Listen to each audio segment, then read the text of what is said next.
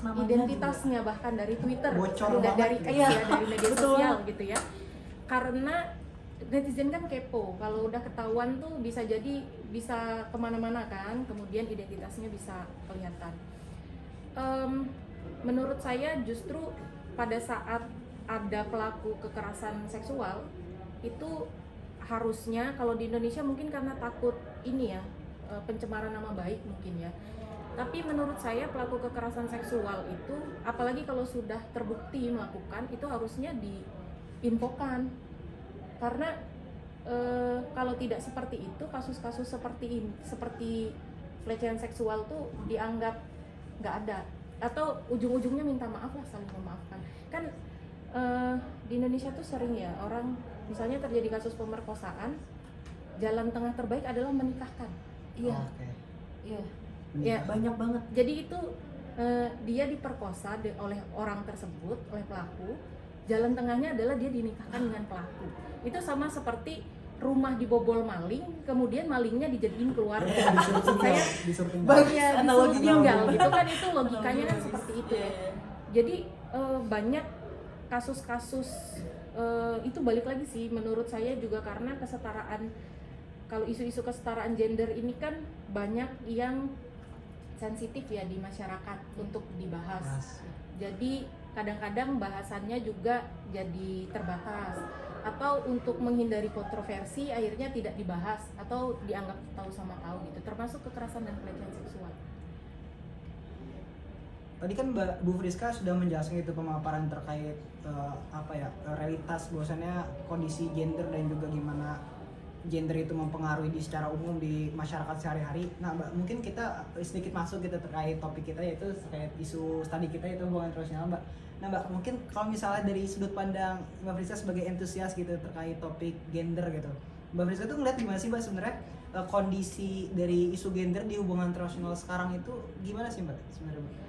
Kalau dari HI sendiri, dari studi HI, menurut saya isu gender itu karena sudah sesuai dengan perkembangan zaman ya. Sekarang itu sudah semakin banyak terbahas di dalam HI, karena sebelumnya kan HI itu sangat politik, militer sekali. Kemudian berkembang di debat keempat itu udah mulai masuk reflektif, kemudian udah ada feminis teori, gender teori. Kalau sekarang isu HI di gender itu bukan hanya terkait kesetaraan gender, gender equality, tapi juga kan ada gelombang-gelombang feminis tuh.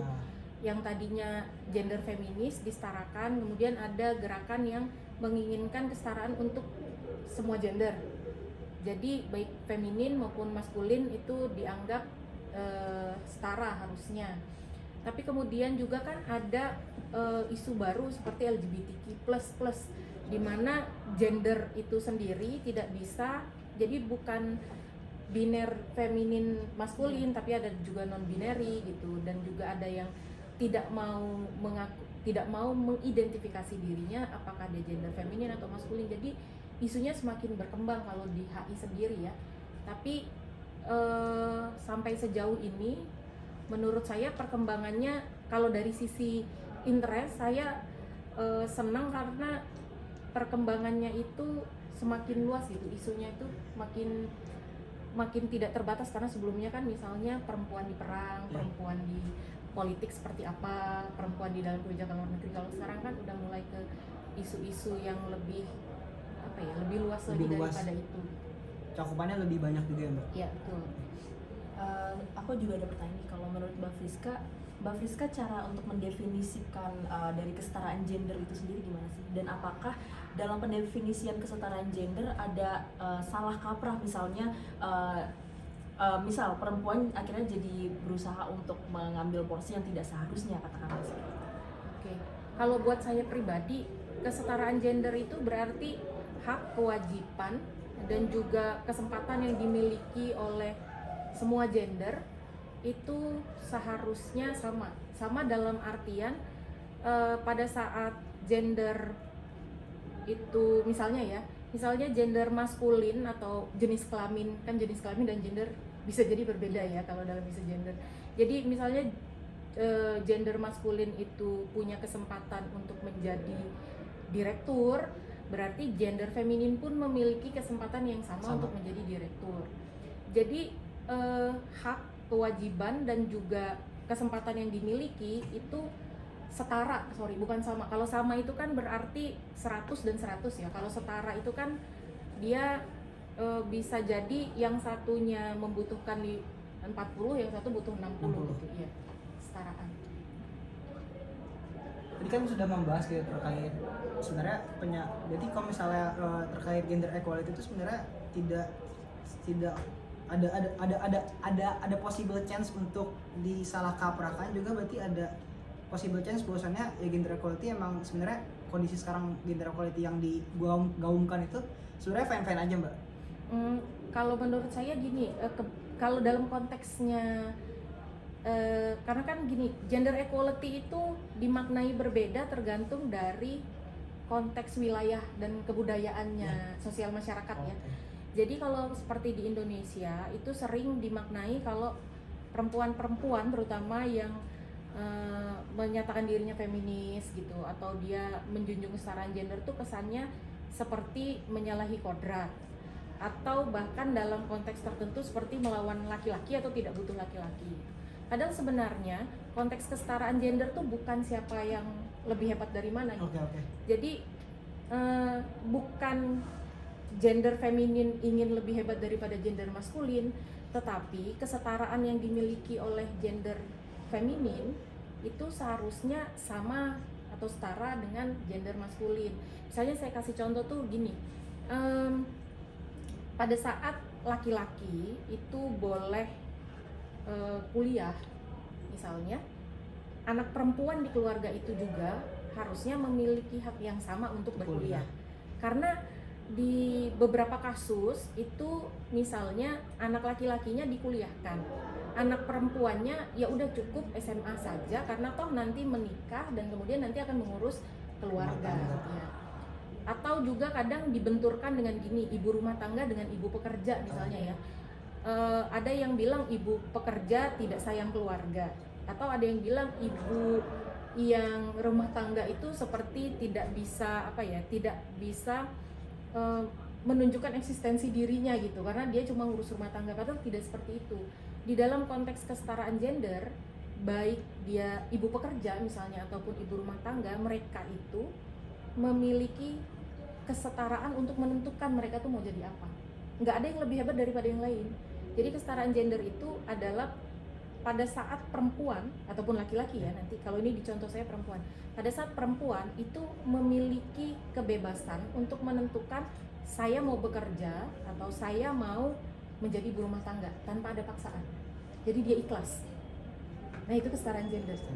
Jadi kalau ada perempuan udah S2, S3 kemudian menyatakan diri saya ya cuma ingin jadi ibu rumah tangga aja, saya tidak mau bekerja, itu hak dia. Dan nggak ada yang boleh ngatain misalnya ngapain kamu udah kuliah tinggi-tinggi ujung-ujungnya ngurusin rumah, itu hak dia. Ataupun kalau ada perempuan yang bilang saya mau tetap bekerja meskipun sudah ada suami dan anak, itu juga sama, dia memiliki hak untuk itu dan itu tidak bisa dinyatakan bahwa dia itu tidak sayang dengan keluarganya. Itu konsep kesetaraan gender itu seperti itu menurut saya. Mbak, ini menarik juga sih Mbak, tadi kan Mbak sempat bilang bahwasannya kesetaraan gender itu dimana ketika antara gender satu, gender A dan juga gender B dikasih porsi yang stabil gitu Mbak, maksudnya nggak ada salah satu yang ketimpangan salah satu persentase dari gender tersebut.